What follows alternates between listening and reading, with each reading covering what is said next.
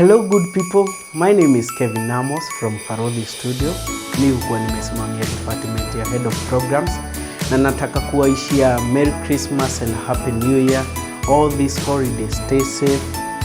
Kama una kuku chinja, kama uko na buzi chinja, piga sherehe venye unataka, lakini usisahau the focus na aim ya hii holidays ni about the birth of Jesus Christ. Sijui kama ameingia kwa roho yako, lakini kenye nataka kukuishi ni Merry Christmas and a Happy New Year.